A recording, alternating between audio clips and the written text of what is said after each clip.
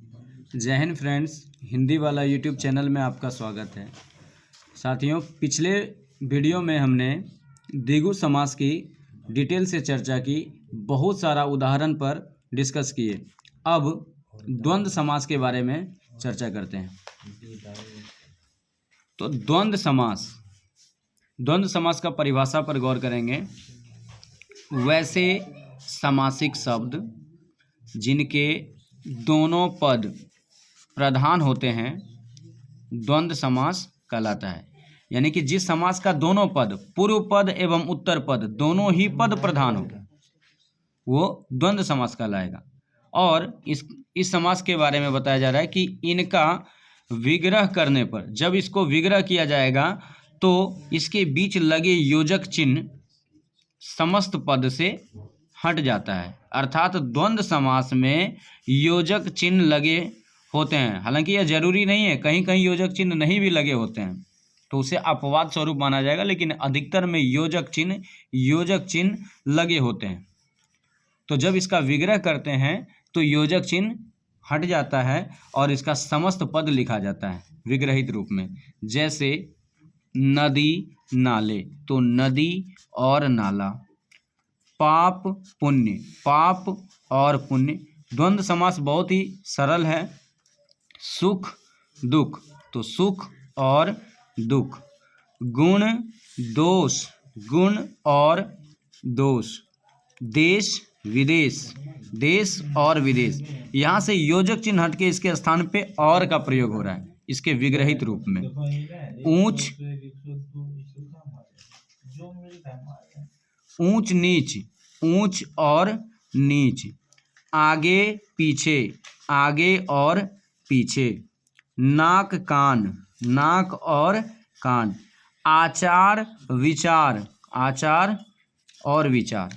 भला बुरा। राजा प्रजा। नर नारी।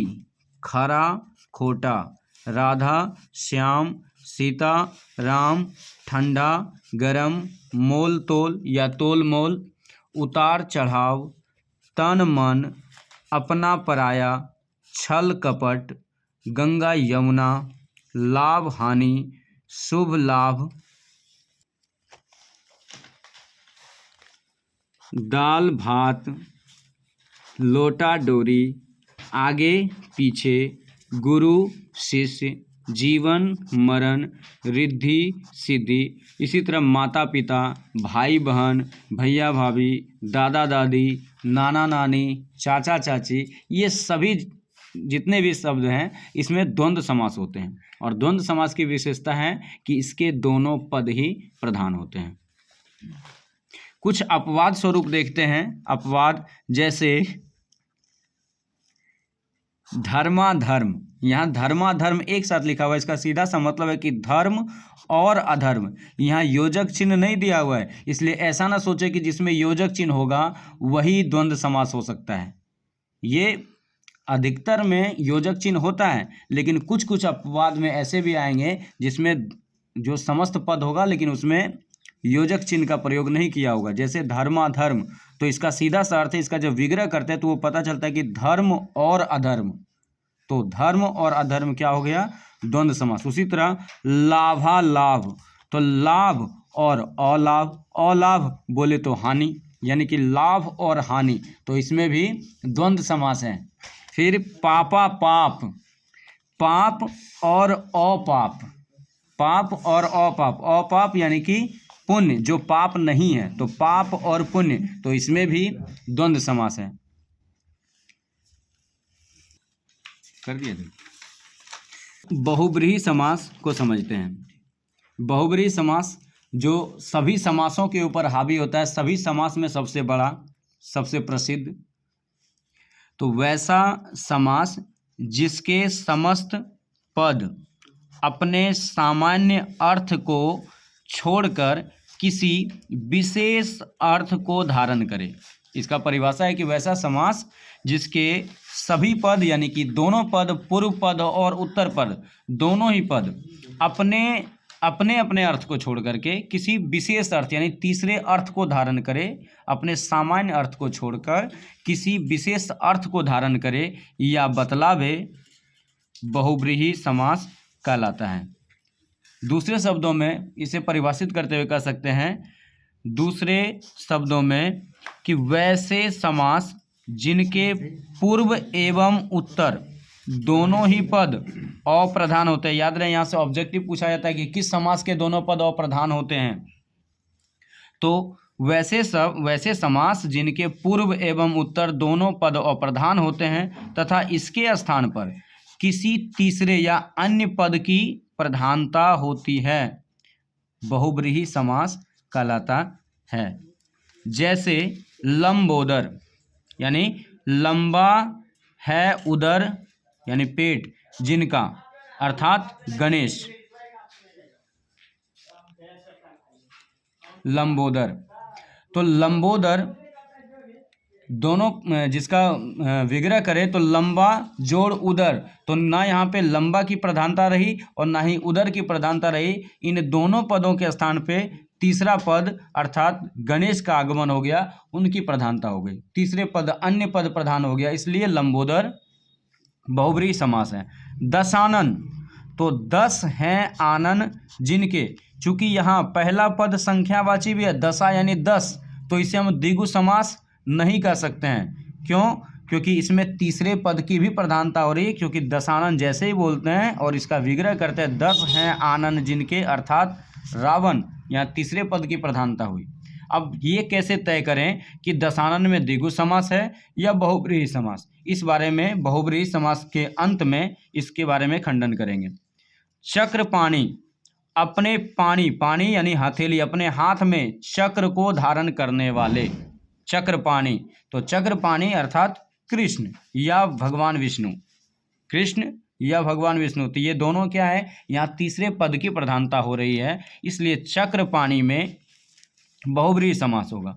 महावीर, महान है जो वीर, अर्थात हनुमान जी की बात हो रही है, तीसरा पद प्रधान हनुमान जी यहाँ पे आ गए हैं। ये महावीर ऐसे भी हनुमान जी का पर्यायवाची है। बहुब्रीहि समास को पकड़ने का एक और तरीका है कि वो अक्सर किसी न किसी का पर्यायवाची निकलता है।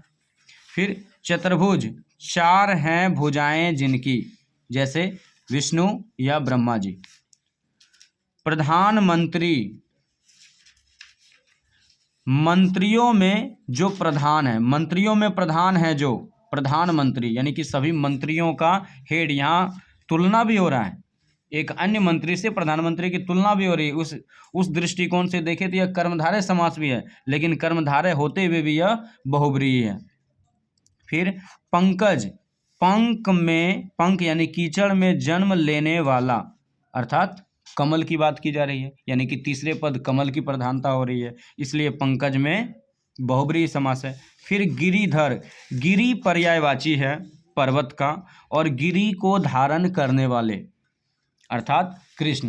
कृष्ण भगवान ने अपनी उंगली पर गोवर्धन पर्वत उठा लिया था, और ठीक यही उदाहरण हनुमान जी के भी साथ है। जब संजीवनी बूटी लाने जाते हैं तो उन्होंने भी पर्वत को धारण कर लिया अपनी हथेली पे। तो यहाँ कृष्ण या हनुमान दोनों ही तीसरे पद के रूप में आ सकते हैं, इसलिए गिरिधर में, हालांकि गिरिधर पर्यायवाची है कृष्ण का, नारायण का, इसलिए गिरिधर में बहुब्रीहि समास है।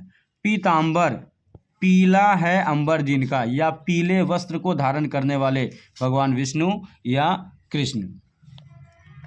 निशाचर, निशा पर्यायवाची है रात्रि का, और रात्रि निशा में विचरण करने वाला, रात्रि के समय विचरण करने वाला, अर्थात राक्षस या चांडाल। चांडाल पर्यायवाची है चोर का, तो रात के समय में यही लोग विचरण करते हैं। तो राक्षस या चांडाल ये तीसरे पद की प्रधानता के रूप में आ रहे हैं, और दोनों पद का यहाँ निशा और चर दोनों का लोप हो जा रहा है, दोनों अपने अर्थ को छोड़कर कोई तीसरा अर्थ अर्थात राक्षस को धारण कर रहे हैं, तो ये तीसरे पद के प्रधानता के रूप में।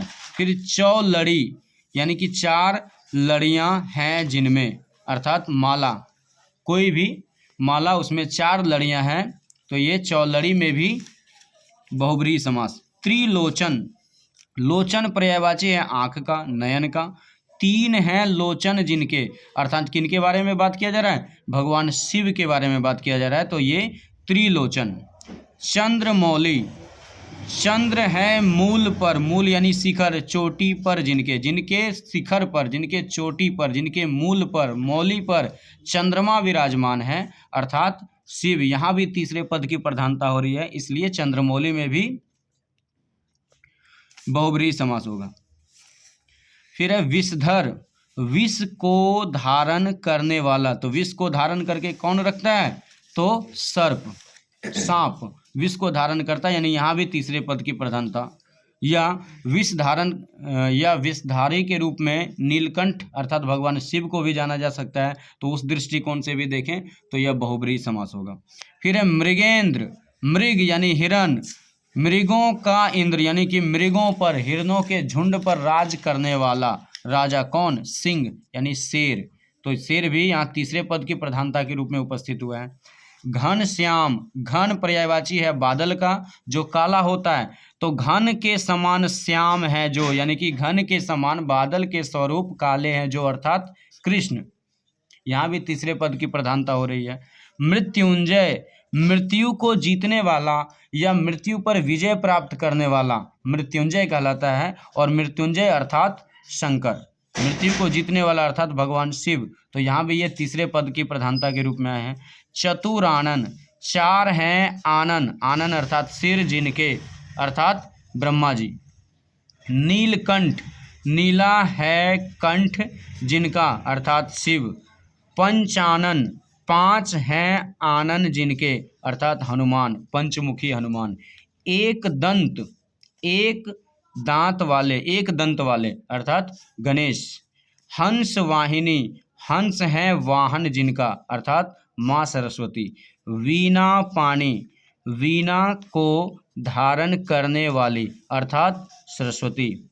चंद्रशेखर, जिनके शिखर, जिनके चोटी पर, जिनके सिर पर चंद्रमा विराजमान है, अर्थात शिव। तो इन सब में तीसरे पद की प्रधानता रही, इसलिए इन्हें हम बहुब्रीहि समास कहेंगे।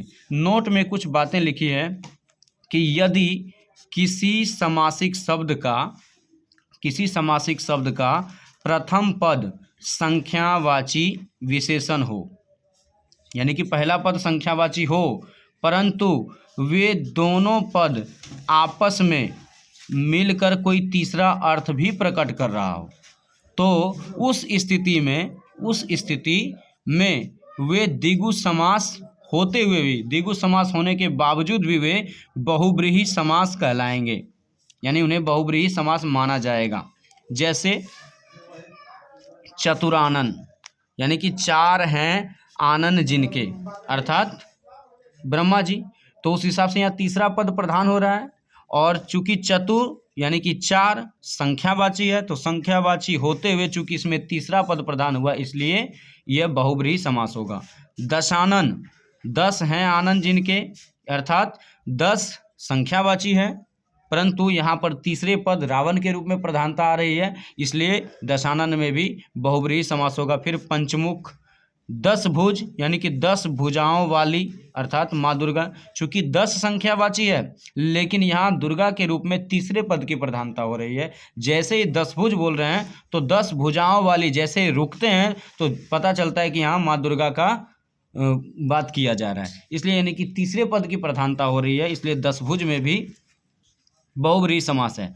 पंचानन, 5 हैं आनन जिनके, हनुमान, तो 5 सिर वाले अर्थात पंचमुखी हनुमान, यहाँ भी तीसरे पद आ रहे हैं। और 5 संख्यावाची है, संख्यावाची बताया गया था कि जो पद संख्यावाची होगा वह द्विगु समास माना जाएगा, लेकिन यहाँ ये द्विगु होते हुए भी बहुब्रीहि समास माने जाएंगे। फिर चतुर्भुज, 4 भुजाओं वाले, तो 4 भुजाओं वाले भगवान विष्णु या ब्रह्मा जी। त्रिदेव, 3 देवता अर्थात ब्रह्मा विष्णु महेश, यहाँ त्रिदेव चूंकि त्रि संख्यावाची है लेकिन इसके बावजूद यहाँ तीसरे पद के रूप में ब्रह्मा विष्णु महेश मौजूद हैं, इसलिए त्रिदेव में बहुब्रीहि समास होगा।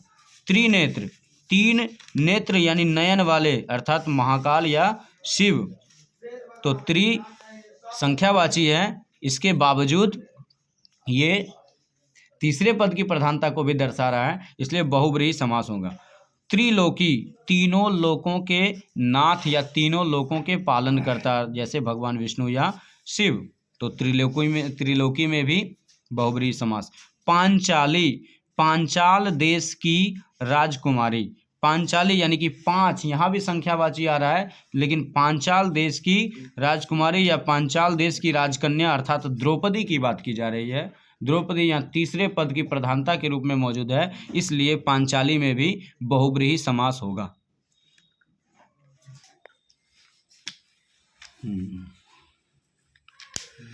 साथियों, जैसा कि मैंने बताया था कि बहुब्रीहि समास, कर्मधारय समास, द्विगु समास, ये तीनों में बड़ा कन्फ्यूजन रहता है कि कैसे किसे बहुब्रीहि कहेंगे। जो बहुब्रीहि होते हुए भी कर्मधारय है और बहुब्रीहि होते हुए भी वह द्विगु समास भी में भी दिख रहा है, दोनों में एग्जाम्पल दिख रहा है, तो इसमें कन्फ्यूजन विद्यार्थियों को बहुत ज़्यादा हो जाता है। तो इसका सिंपल सा तरीका है कि समास के 6 भेद में सबसे सर्वोच्च, सबसे बड़ा बहुब्रीहि समास है। जहाँ पर ऑप्शन में बहुब्रीहि समास रहे और द्विगु समास भी रहे तो वो द्विगु होते हुए भी बहुब्रीहि माना जाएगा। जैसे कुछ एग्जाम्पल पर चर्चा करते हैं। जैसे उदाहरण के तौर पे कुछ प्रश्नों को देखते हैं, जैसे कि पांचाली में कौन सा समास है। तो पहला ऑप्शन है ऑप्शन क, कर्मधारय, बहुब्रीहि, द्विगु या द्वंद्व। तो इसको हम कैसे पकड़ेंगे? चूँकि पांचाली पहला शब्द, पांचाली का पहला पद ये 5 को शो कर रहा है, ये संख्यावाची है। और जब परिभाषा था द्विगु समास का कि जिस समास का पहला पद संख्यावाची होगा उसे द्विगु समास कहेंगे, लेकिन यहाँ पे स्पष्ट दिख रहा है कि पांचाली में द्विगु समास है, लेकिन इसके ऑप्शन पर ध्यान देंगे कि कर्मधारय है, बहुब्रीहि है, द्विगु है, द्वंद्व है, तो यहाँ यह द्विगु होने के बावजूद भी ये बहुब्रीहि हो जाएगा। क्यों? क्योंकि इन सभी समास में बहुब्रीहि सबसे सीनियर है, सबसे बड़ा है। बहुब्रीहि का साफ कहना है कि जहाँ पे हम होंगे वहाँ हर समास जूनियर आर्टिस्ट के रूप में होगा। हर समास बहुब्रीहि समास के होने के बाद हर समास अपना वैल्यू खो देता है, इसलिए यहाँ पे बहुब्रीहि समास की प्रधानता की वजह से पांचाली द्विगु होते हुए भी बहुब्रीहि होगा, इसलिए इसका सही आंसर होगा बहुब्रीहि समास, ऑप्शन ख। चूँकि क्लियर है कि पहला पद संख्यावाची है तो द्विगु होना चाहिए, लेकिन ऑप्शन में बहुब्रीहि है और बहुब्रीहि कर्मधारय द्विगु सब पर हावी हो जाता है, इसलिए बहुब्रीहि समास आंसर होगा। फिर उसी तरह त्रिदेव में, नीचे त्रिदेव में कौन सा समास है? तो यहाँ पर भी देखा जा रहा है कि पहला पद संख्यावाची दिख रहा है, त्रि यानी 3, तो उस हिसाब से हमें इसे द्विगु समास घोषित करना चाहिए कि नहीं त्रिदेव में द्विगु समास है। लेकिन अगर द्विगु समास में टिक करेंगे तो यह गलत हो जाएगा, क्योंकि ऑप्शन में बहुब्रीहि भी मौजूद है। अगर ऑप्शन में बहुब्रीहि ना रहे तब तो द्विगु कन्फर्म है कि सही होगा। यहाँ पर भी अगर पांचाली में ऑप्शन में बहुब्रीहि नहीं है, बहुब्रीहि के जगह पे कोई और है, जैसे अव्ययी भाव समास रहा और केवल द्विगु ही ऑप्शन में है, तो बहुब्रीहि नहीं होने पर द्विगु समास सही आंसर हो जाएगा। त्रिदेव में भी बहुब्रीहि ऑप्शन में नहीं है तो द्विगु सही हो जाएगा। लेकिन क्या हो कि द्विगु भी ऑप्शन में हो और बहुब्रीहि भी ऑप्शन में हो और इन दोनों में हमें चयन करना हो तो बहुब्रीहि समास ही इसका सही होगा, क्योंकि त्रिदेव पहला पद संख्यावाची है। यह साफ दिख रहा है कि त्रिदेव में द्विगु समास होना चाहिए, लेकिन चूंकि ऑप्शन में बहुब्रीहि भी मौजूद है और बहुब्रीहि का ऐसा मानना है कि बहुब्रीहि हर समास पर हावी हो जाता है, हर समास पर भारी पड़ता है, इसलिए यहाँ पे त्रिदेव, चूंकि त्रिदेव में तीसरे पद की भी प्रधानता है, इसलिए यह बहुब्रीहि समास होगा। और बहुब्रीहि होते हुए भी यह द्विगु है, लेकिन जब ऑप्शन में बहुब्रीहि और द्विगु दोनों मौजूद हो तो गलती से भी हम द्विगु में टिक नहीं कर सकते हैं, वह बहुब्रीहि समास ही होगा। फिर उसी तरह पीतांबर, पीले अंबर को धारण करने वाले, अर्थात तीसरा पद प्रधानता आ जा रहा है, पीले अंबर को धारण करने वाले, या पीला है वस्त्र जिनका, अर्थात कृष्ण या विष्णु, तीसरे पद की प्रधानता है। उस दृष्टिकोण से भी यह बहुब्रीहि समास हो रहा है, जो कि सही है। परंतु पीतांबर का विग्रह करने पर यह भी पता चलता है कि पीला है वस्त्र जिनका, यानी कि किसी की तुलना, किसी के वस्त्र की तुलना पीले रंग से की जा रही है। चूंकि यहाँ तुलना भी आ रहा है तो उस हिसाब से ये कर्मधारय भी होना चाहिए, लेकिन कहानी वही है कि जहाँ बहुब्रीहि होगा वहाँ कोई भी समास गौण पड़ जाएगा, इसलिए यहाँ कर्मधारय समास गौण पड़ गया है और पीताम्बर में कर्मधारय समास होते हुए भी यह बहुब्रीहि माना जाएगा। फिर उसी तरह कमल नयन या नयन कमल, कमल नयन या नयन कमल में कौन सा समास है? अगर इसकी बात की जाए, ऑप्शन है बहुब्रीहि, कर्मधारय, द्वंद्व, द्विगु। तो चूंकि कमल नयन तुलना किया जा रहा है कमल के समान नयन वाले, यानी किसी व्यक्ति की आंखें कमल के जैसी है, कमल के जैसा प्रतीत हो रहा है, यानी कि आभास हो रहा है, यहाँ पे तुलना किया जा रहा है। और हम कर्मधारय समास का परिभाषा पढ़े हैं कि जहाँ पे आ जाए, उपमा उपमा आ जाए, विशेषण विशेष आ जाए, तो हम उसे कर्मधारय समास कहेंगे। उस दृष्टिकोण से कर्मधारय समास होना चाहिए और कमल नयन में कर्मधारय समास है भी, लेकिन इसके बावजूद क्योंकि ऑप्शन में बहुब्रीहि मौजूद है, तो बहुब्रीहि कर्मधारय के ऊपर, ये बहुब्रीहि कर्मधारय के ऊपर हावी हो जाएगा। यह प्लस में चला जाएगा या माइनस में जाएगा, क्योंकि कर्मधारय समास गौण पड़ जाएगा और बहुब्रीहि समास कर्मधारय पर हावी हो जाएगा। क्यों? क्योंकि कमल नयन कह करके राम जी को संबोधित किया जा रहा है, इसमें तीसरे पद की भी प्रधानता है। बहुब्रीहि उसी स्थिति में कहेंगे जब उस समास में तीसरे पद की भी प्रधानता हो। तो कमल नयन यानी कमल के समान नयन वाले अर्थात प्रभु श्री राम, तो यहाँ श्री राम के रूप में तीसरे पद की प्रधानता है, इसलिए कमल नयन में बहुब्रीहि समास होगा, जबकि यह कर्मधारय समास भी है। इस तरह से हम बहुब्रीहि समास, द्विगु समास और कर्मधारय समास के बीच होने वाले कन्फ्यूजन को मिटा सकते हैं। वैसे भी अगर आपको कोई भी तरह का परेशानी हो समास को पहचानने में, तो आप कमेंट सेक्शन में ज़रूर पूछें, इसका सही जवाब दिया जाएगा। और इसके बावजूद भी कुछ डाउट रह गया हो, वीडियो में इसका MCQ करा करके और भी क्लियर किया जाएगा। ऐसे MCQ की ज़रूरत नहीं पड़ेगी, इतना ज़्यादा उदाहरण पर डिस्कस किया गया है कि हो ना हो परीक्षा में 4 या 5 नंबर जो आने वाला हो इसी से आ जाए। आपने बड़े धैर्य व ध्यान के साथ सुना, इसलिए आपका आभार। हालांकि इसका एक और वीडियो आएगा समास का, जो अव्ययी भाव समास का होगा। धन्यवाद।